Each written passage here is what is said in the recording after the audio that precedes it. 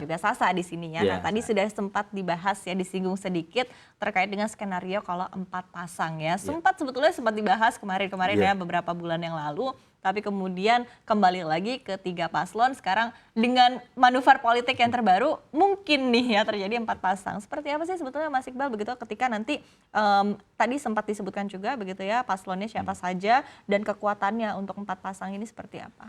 Ya kalau 4 paslon ini kan sebenarnya menurut saya skenario yang masih sangat realistis ya. Karena kalau kita tahu bahwa undang-undang pemilu kan membatasi ya minimal itu 20% kursi di DPR. Jadi ketika kemarin Anies dan Caimin bersatu itu mereka pas tuh 117. Sementara syarat minimumnya 115. Jadi ketika ketika mereka jadi satu pasang tersendiri berarti kan ada potensi ya tadi pasangan keempat yang sempat kita bahas di sebelum break tadi ya. Sandiaga dan AHY. Ya memang posisinya sekarang tinggal Mas Ganjar dan Pak Prabowo ya yang belum menentukan wakil ya. Kalau dari beberapa kesempatan tentu Pak Ganjar kemungkinan akan kita tunggu Bu Mega ya. Tapi kemungkinan besar pasti sosok yang udah senior, yang punya pengalaman yang bisa melengkapi Mas Ganjar gitu. Artinya mungkin, AHY tidak ada dalam opsi PDIP? Tidak, menurutku tidak ada. Menurut saya sih tidak ada di situ ya. Tapi walaupun pernah disebut sama Ibu Puan ya bahwa AHY itu salah satu kandidat cawapresnya Ganjar.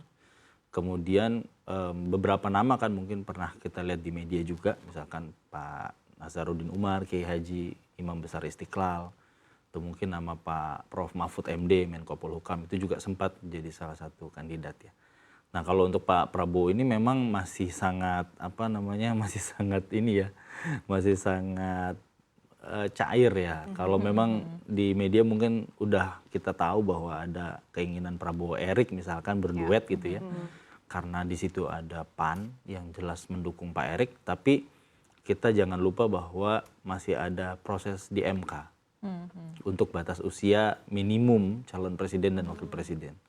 Misalkan ketok palu boleh 35 tahun, di situ Mas Gibran juga ada kans gitu untuk jadi wakilnya Prabowo gitu. Jadi memang ini luar biasa ya, masih sangat-sangat cair dan biasa opsinya juga semakin luas. Opsinya makin luas dan ya kita tunggu lah, pendaftaran ini kan masih Oktober.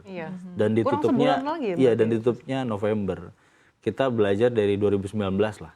Detik-detik terakhir itu pasti. Kemarin salah satu timnya Pak Prabowo juga bilang begitu ya, bahwa ini pasti semua ini pasti detik terakhir lagi lah. Ketika Prabowo Sandi itu pun juga kan nggak ada yang tahu.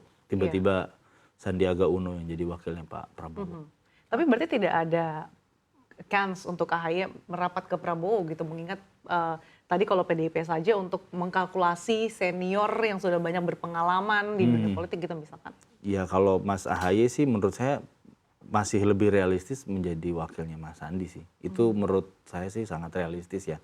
Karena posisinya walaupun mungkin unik karena P3 suaranya jelas jauh di bawah Demokrat gitu ya. Tapi menurut saya politik ini kan seni berkompromi kan. Ketika mereka berkompromi, kalau misalkan P3, Demokrat dan PKS itu bersatu dan itu lebih dari 20%, nah itu berarti mereka juga mungkin berhitung juga. Lebih baik memang memajukan kader sendiri sih. Menurut saya ketimbang memajukan orang lain yang istilahnya bahasa kita angkot, orang naik angkot, tiba-tiba begitu sampai di tujuan kita ditinggal gitu. Nah kita berbicara terkait dengan bacawa pres lainnya ya. Tadi sempat disebutkan dari Pak Prabowo, tadi sempat mungkin bersama dengan Mas Gibran. Kemudian dari Pak Ganjar sendiri seperti apa kemungkinan opsinya? Karena kalau kita melihat ya kalau dari PDIP biasanya memang sudah spesifik nih kriterianya sudah mengerucut begitu. Tapi seperti apa melihat tadi dinamika yang ada saat ini?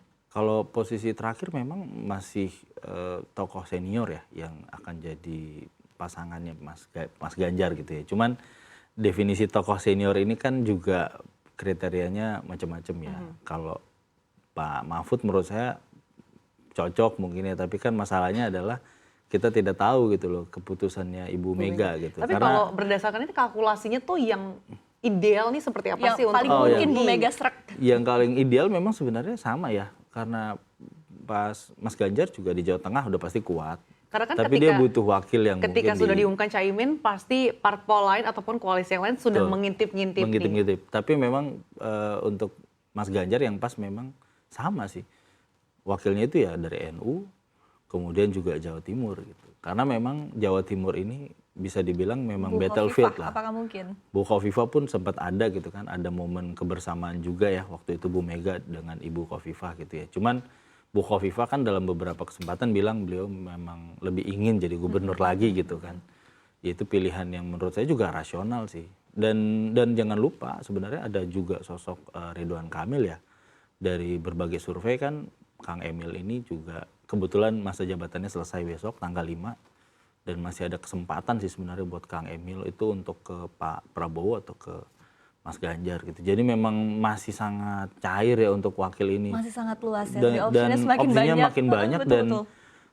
Jangan dilupakan bahwa wakil ini dia biasanya punya peran itu 3-4% lah untuk menambah elektabilitas dari calon presiden. Karena kan kita pilpres ya pasti pilih calon presiden ya kan. Ya. Tapi faktor wakil ini juga menurut saya penting juga. Waktu itu mungkin orang berpikir 3-4% apa sih efeknya cukup besar sih untuk elektabilitas Kiai untuk Ma'ruf suara. misalkan gitu. Tapi kan kita jangan lupa bahwa ketika itu situasinya lagi terbelah ya masyarakat kita dan butuh sosok ulama untuk menekan sebenarnya penurunan suara Pak Jokowi lebih dalam gitu loh. Dan keberadaan Pak Kiai Ma'ruf itu menurut saya sih sukses dan itu strategi yang jitu sih. Nah, kalau di 2024 kira-kira butuh sosok yang seperti apa sih yang kira-kira dibutuhkan oleh masyarakat begitu?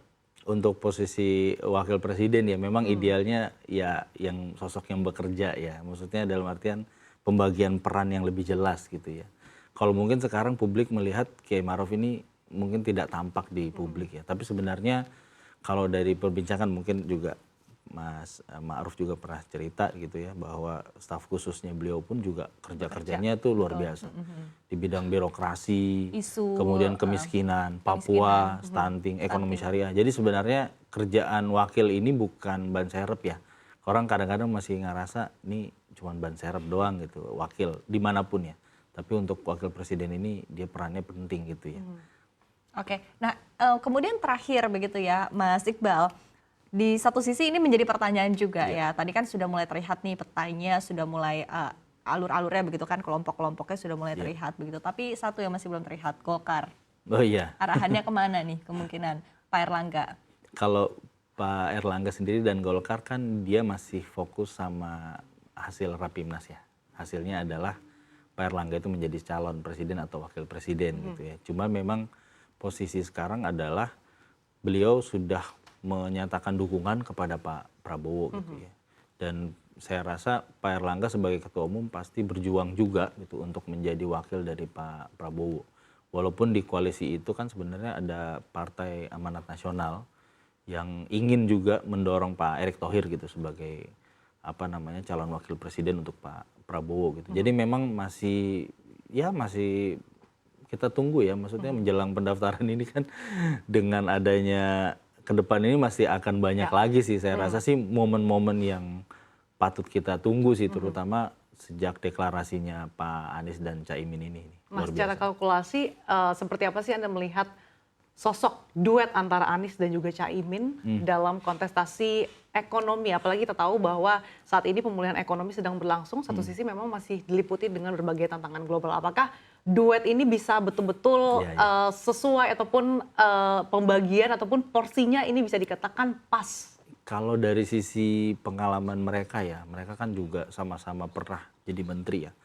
Bahkan Caimin itu mungkin banyak yang lupa bahwa beliau itu dulu Menteri Tenaga Kerja satu periode gitu ya. Jadi dia paham lah isu-isu terkait ketenaga kerjaan dan ekonomi. Itu udah istilahnya jadi makanannya beliau lah. Dan kemudian di DPR juga. pun juga beliau sebagai wakil ketua DPR bidang setahu saya Kestra ya. Jadi sebenarnya duet ini sebenarnya saling melengkapi ya, dan Mas Anies juga kan kalau kita cek sebenarnya reputasinya juga globalnya juga bagus gitu. Sementara kita sering bicara di sini soal masalah ekonomi ini kan bukan cuma di Indonesia kan, di global juga gitu. Dan Mas Anies punya jejaring itu di luar gitu. Jadi memang pasangan ini sih saling melengkapi ya menurut saya dari sisi tadi yang elektabilitas Dan kompetensi sih saya rasa mereka juga pas lah. Dan mereka kan juga sama-sama UGM kan. Jadi tinggal kita lihat ya seperti apa nanti pesaingnya ya, calon-calon yang lain gitu. Kekuatannya seperti apa ya. Kita tinggal melihat seperti apa adu kekuatan dan adu gagasan dari mereka tentunya ya. Baik, terima kasih Mas Iqbal dan juga Sasa ya untuk sesi diskusinya pada pagi hari ini, sangat menarik tentunya. Sekali lagi terima kasih, sukses dan sehat selalu untuk Anda Mas Iqbal.